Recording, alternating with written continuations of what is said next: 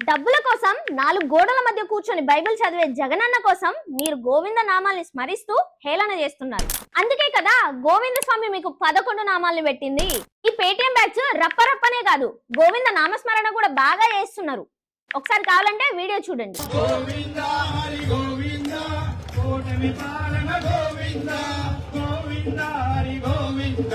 మీరు చేసేదే దొంగ దీక్షలు, మళ్ళీ దాంట్లో గోవింద నామస్మరణలు కీర్తనలు తెచ్చి ఎందుకు అపహాస్యం చేస్తున్నారు? అంటే హిందువులన్నా హిందూ దేవుళ్ళన్నా మీకు అంత చులకనా? మీరు పాటలే పాడుకోవాలంటే ఇంకా అసలు ఏ పాటలు దొరకట్లేదా? ఉంది కదా మీ రప్ప రప్ప రప్ప రప్ప, పాడుకోవచ్చుగా పాట.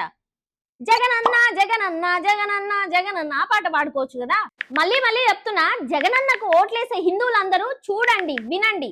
వీళ్ళు లోపలనేమో హల్లెలూయా పదవుల కోసం మతాలు కూడా మార్చుకుంటారు, కానీ బయటకు వస్తే హిందూ ఓట్లు ఎక్కడ పోతాయో అని ప్రామిస్లు ధర్నాలు చేస్తుంటారు, మేము హిందువులమని యాక్ట్ చేస్తుంటారు. ఇప్పటికైనా తెలివి తెచ్చుకోండి.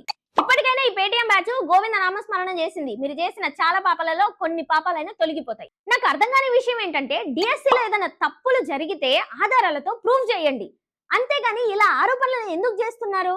అందుకనే కూటమి ప్రభుత్వం అధికారులతో ప్రెస్ మీట్లు పెట్టి ఎవరికి ఎందుకు రాలేదు, ఎవరికి ఎందుకు వచ్చింది, ఏ సెక్షన్ కింద వచ్చింది అని క్లియర్ కట్ గా వివరించారు. అయినా కానీ మీకు అర్థం కావట్లేదా?